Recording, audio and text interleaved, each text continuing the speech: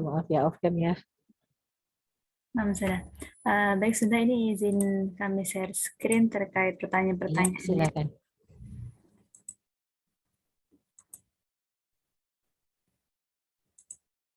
Baik.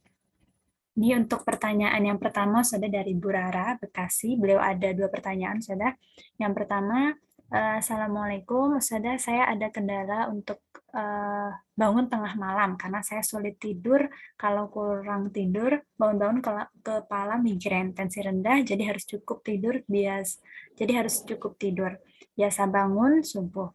Dan pertanyaannya, bagaimana caranya agar saya yang ada kendala dari segi kesehatan untuk ibadah sunnah seperti tahajud, karena jujur jarang sekali sudah, dan cuma 2 saja sanggupnya. Kadang-kadang juga bangun sakit kepala dan kram atau asam lambung.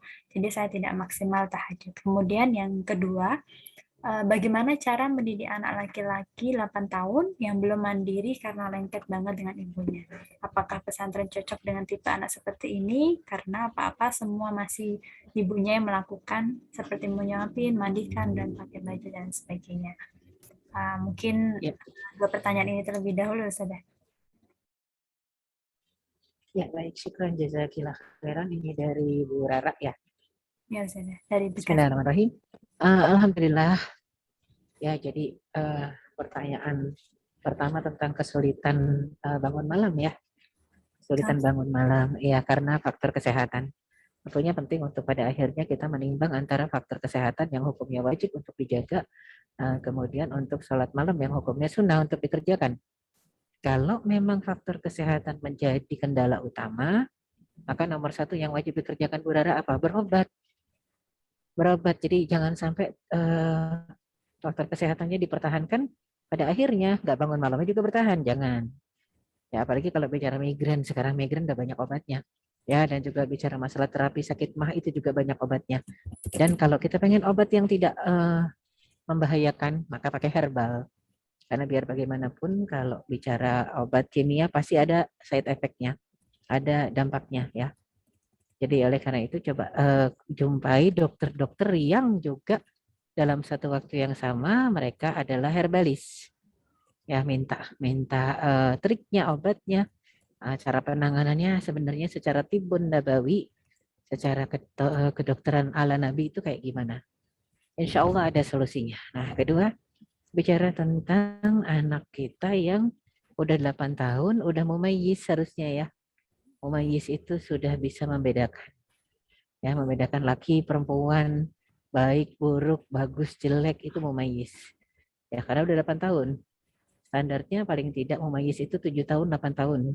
Ada yang mungkin terlambat jadi 9 tahun. Masalahnya si mumayyiz ini harusnya sudah mandiri. Kalau namanya anak mumayyiz harusnya sudah mandiri. Mandiri dalam artian dia udah nggak mau digandeng kadang-kadang kemana-mana. Emang sih kesannya kayak sok tahu, emang gitu kan anak-anak udah gede ngerasanya itu mumayyiz. Ya, kemudian mungkin juga pengen pakai pakai baju sendiri, pengen pakai sepatu sendiri, milih warnanya sendiri. Nah, itu juga ya ciri kalau mereka sudah mumayyiz. Ya, dan bacaan Qur'annya harusnya kalau sudah mumayyiz juga sudah bisa. Cuman masalahnya kok anak kita misalnya 8 tahun belum mumayyiz, belum mandiri dan masih lengket dengan ibunya, apalagi ini anak laki-laki ya. Makanya penting sebenarnya sinergi antara ibu dan bapak, antara suami istri, supaya anaknya benar-benar matang. Dalam artian matang ya sebagaimana contoh Rasulullah SAW dalam mendidik cucu ya. Kan kalau anak laki-laki Rasul nggak ada yang sampai besar, semuanya masih bayi sudah wafat. Tapi kalau cucu, nah cucunya kan ada yang jadi panglima perang. Cucu angkat Usamah bin Zaid, Zaid bin Harithah ya. Jadi Usamah bin Zaid ini kan memang cucu angkatnya Rasulullah Sallallahu Alaihi Wasallam. Ya, maka Rasul didik dengan didikan Nabawi ya, Masya Allah. Sampai ketika remajanya tuh 17-18 tahun. Beliau jadi panglima perang, perangnya menang. Di dalam pasukan perangnya itu ada sahabat-sahabat sekali Abu Bakar, Umar, Utsman, Ali ya. Jadi sahabat-sahabat besar, sahabat-sahabat utama Rasul. Sesudah perangnya juga menang ya, dan usianya saat itu baru 17-18 tahun. Dan saat itu dia sudah menikah dan memiliki 4 orang anak. Ya, itu matangnya didikan Rasulullah SAW. Sedangkan kalau anak sekarang gimana Ustazah? Ya mau matenginnya susah gitu ya, karena 8 tahun masih aja di dalam dekapan ibu gitu. Nah ya, otomatis nomor satu yang harus introspeksi diri, istighfar ibunya. Ya, jangan sampai kita berpikir nih kayaknya hanya orang lain yang bisa mendidik anak kita dan menyelamatkan anak kita. Ada kalanya seorang ibu minta tolong ke psikiater. Psikiaternya ngomong, saja kalau ibunya aja nyerah, apalagi saya yang orang lain, saya lebih nyerah lagi gitu ya. Jadinya sebelum menyerahkan kepada orang yang lebih, yang kita kira lebih lebih tahu, lebih paham, psikiater, psikolog gitu ya, yaitu maka kita harus bersandar dulu kepada Allah. Buka itu hadis-hadis Rasul tentang pendidikan anak ya, baca itu semua hadis-hadis Rasul tentang bagaimana berinteraksi dengan keluarga. Insya Allah ada solusinya kok. Kalau cuma bicara gimana tentang anak kita, bagaimana harusnya kita memperlakukannya, maka solusinya insya Allah sudah ada dan Rasul sudah contohkan. Ya, karena Islam ini syamil wa mutakamil, sempurna ya, dan namanya sempurna menyeluruh. Jadi kalau kita merasakan kayaknya kesulitan, sebenarnya karena kita kurang buka referensi yang ada, kita kurang baca ya. Jadi kayaknya kesulitan dan buntu. Wallahu a'lam bishawab. Baik, terima kasih sudah. Tadi kalau tidak salah sudah join juga tadi Bu Rara, tapi ini sebenarnya sudah keluar sudah ini. Baik, mungkin Ya Allah. Sinyal mungkin. iya sudah sinyal. Baik sudah. Mungkin lanjut ke pertanyaan kedua sudah. Ya, silakan.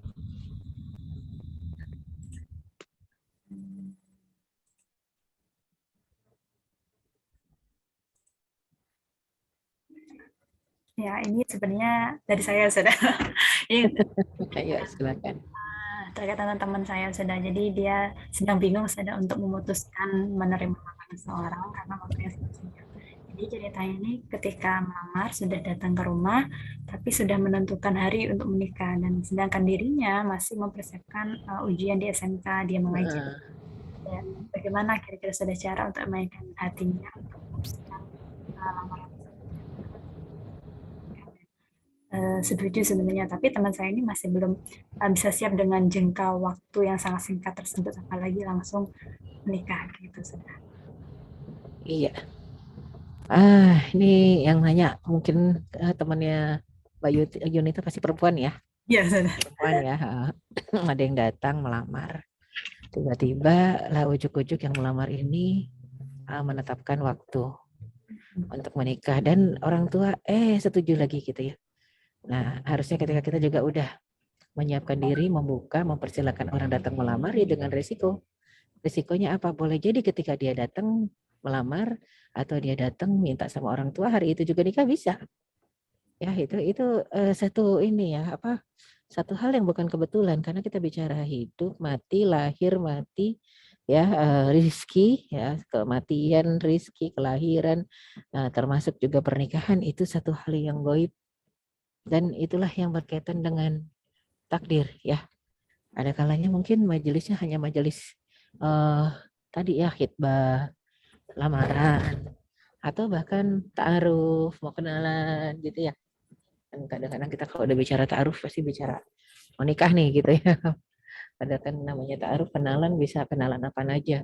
Tapi kalau udah datang melamar ya pasti kenalannya mau kenalan ta'aruf ya. Mau kenalannya ta'arufnya dalam kondisi mau nikah gitu ya. Nah, kalau kita bicara tentang niat yang tadinya cuman mau kenal atau mau datang minta, tiba-tiba kok langsung jadi nikah, itu namanya takdir. Nah, kalau kita bicara ajal, nggak bisa dimundurkan sesaat, nggak bisa dimajukan sesaat. Maka nikah juga gitu. Nggak bisa dimajukan sesaat, nggak bisa dimundurkan sesaat. Itu uniknya ya. Maju sesaat nggak bisa, mundur sesaat nggak bisa. Jadi kalau tiba-tiba kok udah netapin tanggal aja, saya kan belum siap. Apa sih definisi belum siap? Belum siap secara apa? Secara finansial. Toh kalau orang tua sudah mengatakan siap ya harusnya kita nggak usah pusing ya. Terus kemudian yang laki-laki juga mengatakan siap. Terus kita yang kita bilang nggak siapnya apa dari sisi kita? Apa kita mengatakan belum siap secara psikologis? Kita udah lama loh akil baliknya. Ketika akil baliknya sudah lama, udah harusnya siap. Bahkan hadis-hadis juga ada, saya dapati beberapa itu bicara tentang batasan orang tua harus segera menikahkan anak perempuannya ketika dia sudah mencapai usia akil balik 12 tahun. Nah, halo 12 tahun. Kita berapa tahun umurnya? Masa umur kita yang udah 20, 30, 40 masih bilang belum siap? Nah, jadi itu kan bicara masalah waktu kadang-kadang disandingkan dengan masalah psikologis kita. Ya, jadi ya apa mbok ya sebulan, 2 bulan, 3 bulan dulu atau 4 bulan, 5 bulan, wah kelamaan. Ajal nggak ada yang tahu. Lebih bagus, lebih cepat, lebih segera, tapi jangan lupa step by step-nya tetap diiringi dengan istikharah. Ya, istikharah dari detik pertama sudah istikharah. Istikharah itu betul-betul hampir nyaris setiap saat bisa dikerjakan. Ya, jadi jangan sampai kitanya sendiri nggak minta pendapat Allah, cuma ngerasa kayaknya nggak siap gitu ya, kayaknya nggak siap, ini bahaya. Bismillah, insya Allah kalau udah waktunya datang, orang tua sudah ridho, dan yang datang juga kita ridho agama dan akhlaknya, itu namanya kita juga sudah siap untuk menikah. Jangan dengarkan bisikan setan yang dibisikkan seolah-olah kita belum siap, belum siap, belum siap. Hati-hati. Ya Allah alam bisawab. Ya, terima kasih sudah jawabannya. Baik, ini sebelum lanjut ke secara langsung yang ada di sini bersama peserta, ini pertanyaan terakhir sudah yang Ya. masuk dari Depok sudah. Oh iya. Ini tidak ingin disebutkan namanya sudah, tapi pada sesi ini hadir sudah. Baik, saya bacakan. Bismillah, semoga Allah senantiasa melimpahkan rahmat dan keberkahannya untuk Ustazah, keluarga, dan tim Tru. Amin, amin, amin, amin. Izin bertanya Ustazah terkait dengan kondisi hati yang sedang disakiti oleh orang. Insya Allah kita sudah memaafkannya, namun belum siap untuk bersikap biasa seperti sebelumnya. Butuh waktu, Ustazah. Pertanyaannya, apakah wajar jika kita menghindarinya untuk menjaga agar tidak terjadi konflik karena hati yang belum sepenuhnya sembuh, dan bagaimana Islam menyikapi hal ini? Jazakillah khairan. Ya, kalau sudah memaafkan harusnya melupakan. Kalau memaafkan tapi tidak melupakan, namanya belum memaafkan. Karena memaafkan dan melupakan itu satu paket harusnya ya. Fa'fu wasfahu ala tuhibbuna ayyaghfirallahu lakum. Maafkan, lupakan, lapangkan dada. Bukankah kita juga ingin dimaafkan dan dilupakan kesalahan-kesalahan kita oleh Allah Subhanahu wa taala. Artinya itu satu paket. Kalau memang kita berharap Allah maafkan kesalahan kita, Allah lupakan kesalahan kita, maka ya salah satu caranya adalah memaafkan dan melupakan kesalahan orang lain kepada kita. Ya, itu satu paket. Jadi memang sebisa mungkin lah untuk belajar tidak mengingat-ingat dan tidak mengungkit-ungkit kesalahan orang lain kepada kita. Ya, maka ini satu hal yang sangat penting. Satu hal yang sangat penting untuk kita biasakan dalam kehidupan kita. Apalagi ini kan sakit hati, selagi masih merasa sakit, berarti belum memaafkan. Karena orang yang sudah memaafkan, sakitnya akan hilang. Orang yang sudah memaafkan malah kadang lupa. Makanya disebutkan ikhlas. Ikhlas ridho itu untuk orang yang sudah melapangkan dan melupakan. Ikhlas ridho itu nggak ingat lagi. Tidak ingat dengan kesalahan orang. Tidak ingat dengan kesalahan yang orang buat kepada kita. Bahkan mungkin yang sering kita ingat-ingat adalah kesalahan kita yang kita buat kepada orang lain. Memang secara logika tidak mudah. Tapi kalau pakai bahasa iman, insya Allah lebih mudah. Kalau bicara bahasa iman, maka lebih mudah. Apapun yang kita rasakan akan hilang dengan sendirinya ketika berkaitan dengan masalah keimanan. Orang yang imannya kuat itu orang yang paling bahagia. Orang yang imannya kuat tidak pernah mengkaitkan masalah syariat dengan rasa. Ya, kalau kata Allah maafkan, dia maafkan. Nggak pakai lagi ngerasa, saya masih sakit gitu ya. Saya maafin tapi kok masih kerasa sakit. Itu namanya belum memaafkan. Jadi kita butuh latihan. Ikhlaslah seperti surat Al-Ikhlas yang tidak ada kata ikhlas dalam ayatnya. Semua ayat ada berkaitan dengan nama surat. Al-Falaq ada ayatnya tentang A'udzu birabbil falaq. An-Nas ada ayatnya tentang A'udzu birabbin nas. Ya, kemudian surat apa? Tentang Al-Baqarah juga bicara tentang Al-Baqarah. Ali Imran juga begitu. Ya, bicara tentang keluarga Imran. Surat apa saja? At-Taubah bicara tentang taubah. Al-Anfal bicara tentang Anfal, tapi Al-Ikhlas. Gak ada satupun kata ikhlas di dalam yang menandakan kalau kita ikhlas memaafkan, maka kita akan melupakan kesalahan orang lain. Dan bahkan kalau teringat kita akan istighfar. Astagfirullahalazim. Apakah kita juga ingin Allah mengingat-ingat kesalahan kita yang jumlahnya banyak sekali? Sedangkan kesalahan orang lain yang mungkin cuma sekali kita merasakannya itu nyelekit gitu ya. Gimana dengan kesalahan kita yang dahsyat dan banyak itu? Nah, makanya selalu disandingkan dengan ampunan Allah Subhanahu wa taala. Kita ingin diampuni, maka jadilah orang yang sering mengampuni. Kita ingin dimaafkan oleh Allah, jadilah orang yang juga suka memaafkan orang lain. Kita ingin dilupakan. Makanya kenapa beda antara fa'fu wasfahu. Kalau kita mengatakan istighfar, itu minta maaf. Tapi kalau kita mengatakan wa'fu anni, waghfirli wa'fu anni. Ya Allah, ampuni dan hapuskan. Ada yang diampuni oleh Allah kesalahannya, tapi belum dihapus. Masih ada kemungkinan keungkit. Tergantung sikap kita kepada orang lain. Suka ngungkit enggak? Tapi ketika Allah sudah hapuskan, berarti kita pun harus punya sifat yang sama. Karena sikap kita yang sama kepada orang lain suka menghapuskan kesalahan mereka, melupakan, maka Allah pun melupakan kesalahan-kesalahan kita. Jadi setiap kali kita keingat kesalahan orang, refleksinya langsung begini, ya Allah, kita emang mau diingat-ingat kesalahan kita oleh Allah? Kan nggak mau, ya sudah lupakan gitu ya. Wallahu a'lam bishawab. Amin. Terima kasih sudah. Mungkin untuk yang masuk ke kami sudah cukup saja. Ini ada pertanyaan dari Bu Dewi Sarah. Mungkin bisa langsung Mangga. ditanyakan Ibu. Mungkin bisa on cam. Ibu Dewi. Atau sinyalnya juga ini kali. Sinyalnya biar cepet kayaknya. Ya, mungkin. Baik.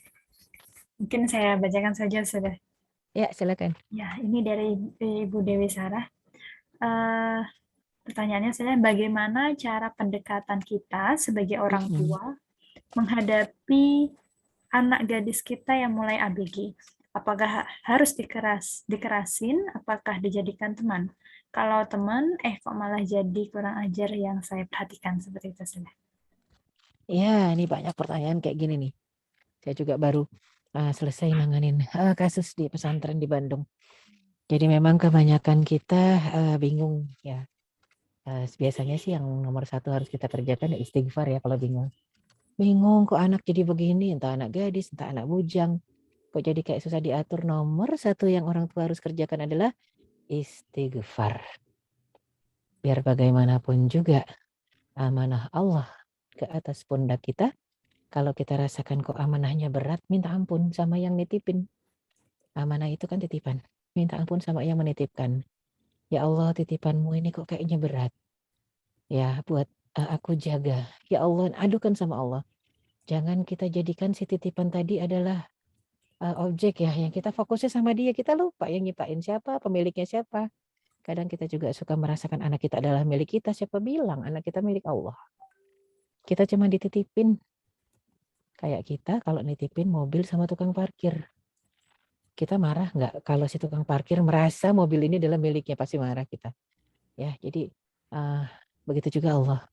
Kadang-kadang kita pakai konsep pendidikan Barat, anak adalah kertas putih yang siap dibentuk dan ditulis apapun juga. Oh, salah. Anak itu begitu lahir sudah ada instalan, udah diinstal oleh Allah, diinstal fitrah. Diinstal fitrah sehingga harusnya kita yang dititipin ngejaga install tadi. Kita kadang-kadang instalan nilai-nilai yang ada dalam diri anak, kadang-kadang suka kita uninstall. Ya, siapa sih yang ngomong begitu saja? Rasul yang bilang, kullu mauludin yuladu alal fitrah. Setiap bayi dilahirkan berdasarkan fitrah yang sudah diinstal oleh Allah. Fitrahnya itu apa? Keislaman, nilai keislaman. Fa abawahu yuhawidani au yunassirani au yumajjisani. Orang tuanya abawahu, sampai Rasul mengatakan orang tuanya lah yang kadang-kadang merusak fitrah anak tadi, menjadikannya orang Yahudi atau Nasrani atau Majusi. Fitrah Islamnya dirusak kadang-kadang oleh orang tuanya. Saya enggak kok, dari dia lahir sampai dia remaja betul-betul saya jaga. dia tidak bergaul dengan orang sembarangan, dia hanya bergaul dengan orang soleh dan soleha, dia juga dititipkan di sekolah yang islami, saya nggak pernah nitipin di sekolah yang sekuler, pokoknya pergaulannya juga terjaga, saya yang milihin temennya. Lah kok tiba-tiba dia rusak? Serahkan kembali kepada sang pemilik. Ya Allah, dari lahir saya udah kasih nama yang baik. Yang artinya ya sesuai dengan kehendak-Mu. Semua nama baik, anak-anak harus nama-nama yang baik. Contoh-contohnya dari para sahabiat. Contoh-contohnya ya nama-nama yang tidak berkaitan dengan kemusyrikan. Kadang-kadang kan sering ada yang ngasih nama dewa ya. Jangan. Dewa atau dewi gitu ya. Jangan. Nama saya ada dewinya, saya nggak pernah pakai, jarang ya. Ya jadinya itu penting sekali. Jadi kalau kita mengatakan anak ini kewajiban orang tua ngasih nama yang baik. Kedua, ngasih pendidikan yang baik. Ketiga, menjodohkan dengan orang yang baik-baik saja. Bicara masalah pendidikan berarti kita cari sekolahannya, gurunya, temennya, lingkungannya. Kan banyak, cuma dititipin di sekolahan, orang tua nggak tahu anaknya bergaul dengan siapa. Tapi kalau misalnya kita sudah begitu kok Ustazah, dari dia lahir udah ditahnik, dari dia lahir sudah diazankan, dikomatkan, dari dia lahir rambutnya udah dibotak, dicukur, terus disedekahkan, dari dia lahir dia sudah diakikoh, sekolahannya kita pilihin, temannya udah kita pilihkan, namanya juga nama yang terbaik, lingkungannya juga lingkungan terbaik, sekolahannya juga kok tiba-tiba bangkang. Serahkan kepada sang pemilik. Ya Allah, doa dalam malam hari. Doa di tengah malam, tahajud, ya Allah, aku minta maaf. Titipanmu ini tidak bisa tetap aku jaga dalam fitrahnya. Aku kembalikan. Dikembalikan bukan berarti dibiarkan mati ya. Dikembalikan dalam artian aku kembalikan kepadamu hasilnya. Aku sudah ikhtiar, aku sudah berusaha, tapi dia begini, nggak mau diatur. Adukan, keluhkan ya semuanya kepada Allah Subhanahu Wa Taala. Sebagaimana kalau dulu Nabi Su'aib ya, itu mengatakan Allahumma ini ashkubati wa huzni ilallah. Ya, jadi mengadukan segala kesedihan kepada Allah.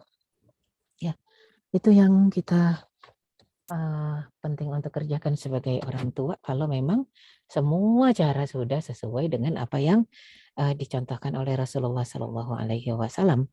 Dan Allah Subhanahu Wa Taala juga dalam surat An-Nisa ayat 19 ya, itu mengatakan ya, waliyakhsyalladzina law taraku min khalfihim dzurriyyatan dhi'afan khafu 'alaihim. Hendaklah setiap orang tua khawatir kalau nanti anak-anak yang ditinggalkannya itu lemah. Mengkhawatirkan bukan dari sisi fisiknya saja, tapi dari sisi akidahnya, akhlaknya, adabnya, pendidikannya. Apa yang harus orang tua kerjakan? Falyattaqullah, nomor satu orang tuanya dulu yang bertakwa kepada Allah. Baru kalau orang tuanya sudah bertakwa, artinya takwa itu takut, artinya takwa itu taat. Perintah Allah dikerjakan, gak ada yang dipilih. Ya, semuanya, suka nggak suka dikerjakan semuanya. Larangan Allah juga ditinggalkan, gak ada yang dipilih-pilih. Kalau kita masih milih-milih, wajar anak kita juga milih-milih. Falyattaqullah, takwalah kepada Allah. Walyaqulu qawlan sadida, ucapkanlah hanya perkataan yang baik-baik saja. Banyak orang tua kalau kesel sama anak perkataannya buruk, buruk, buruk, dan buruk. Makanya anaknya tidak jadi lebih baik, tapi jadi lebih buruk. Karena doa tadi imbasnya kalau nggak makbul, ya merubah anak jadi lebih buruk, atau merubah orang yang berkata. Al-kalamud doa, namanya kata-kata doa. Kadang-kadang doanya itu berbalik menuju diri sendiri. Diaminkan oleh malaikat buat kita yang berkata. Jadi gitu ya, takwa kepada Allah, berkata yang baik-baik saja, ya, dan jangan lupa ikuti apa yang sudah diceritakan oleh Rasulullah SAW dalam apa? Dalam interaksi dalam keluarga, dalam keseharian terhadap istri, terhadap suami, terhadap anak, terhadap khadim, khadimah, pembantu, dan juga terhadap sahabat-sahabat. Wallahu a'lam bishawab. Baik, sudah. Ini juga ada pertanyaan masuk, sudah. Enggak. Ya, ini dari Bu Dini dari Bekasi, sudah. Ada dua pertanyaan di sini, sudah. Yang pertama, bagaimana menata hati untuk memaafkan semua perbuatan yang sangat menyakiti hati yang pernah dilakukan mantan suami. Kemudian yang kedua, Bagaimana menata hati untuk tidak terus-menerus dalam kesedihan karena berpisah dari anak? Mohon diberikan amalan apa yang harus dilakukan dan doa apa yang harus dipanjatkan. Sudah. Anak saya diambil bapaknya sudah 13 bulan dan selama 4 bulan belakang ini saya dipersulit bertemu dengan anak. Saya tidak dipertemukan dengan anak saya. Saya juga tidak mengetahui keberadaan anak saya. Ya, penting ya untuk kita sadari apapun yang terjadi. Ma asaba min musibatin fil ardi wala fi anfusikum illa fi kitabin min qabli an nabra'aha. Inna dzalika 'ala Allah yasir. Ya. Jadi likai la ta'sau 'ala ma fatakum wa la tafrahu bima atakum. Apa yang menimpa diri kita, apa yang terjadi di atas muka bumi ini, itu sudah ditulis di Lauhil Mahfuz sebelum Allah menciptakan kita. Allah yang nulis. Sebelum kita diciptakan Allah udah tulis. Ya, jadi itu sangat mudah buat Allah. Dan kenapa Allah ceritakan kepada kita? Likai la ta'sau 'ala ma fatakum, supaya kamu enggak putus asa terhadap sesuatu yang luput dari dirimu, wala tafrahu bima atakum, dan supaya kamu enggak bangga, girang, bahagia, senang-senang ketika sukses berhasil meraih apa yang kamu inginkan. Artinya apa manfaat?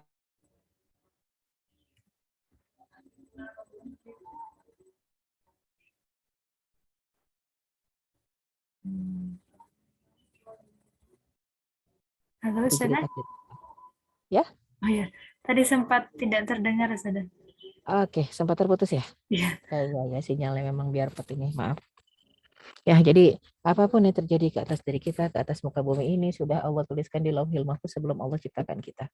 Allah jelaskan itu dalam surat Al-Hadid, ya, ayat ke-22, 23, 24. Supaya kita nggak bangga kalau sukses dan nggak kecewa kalau gagal. Nggak bangga kalau sukses dan nggak kecewa kalau gagal. Ya, innallaha la yuhibbul farihin. Allah nggak suka sama orang yang suka berbangga hati. Artinya ketika disebut tidak kecewa kalau gagal, tidak bangga kalau sukses, sikap seorang mukmin itu harus middle di tengah. Ya, kayak gini misalnya dapat ujian, anak, kita nggak menang hak asuh anak. Yang menang hak asuh anak adalah mantan suami misal ya, atau sebaliknya. Ya, atau sebaliknya yang menang hak asuh anak adalah mantan istri. Ya, itu kan bisa aja. Ya, tetap kita ada dalam satu konsep akidah dan keimanan bahwasanya apapun yang terjadi di atas muka bumi ini termasuk takdir ini adalah atas kehendak Allah. Kehendak dan izinnya. Kalau ada yang mengatakan, iya tapi saya dizolimi. Ingat,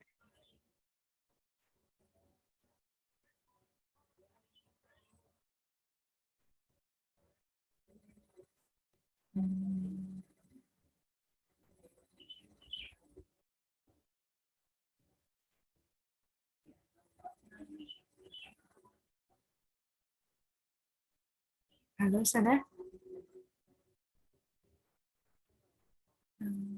Apa, Sada?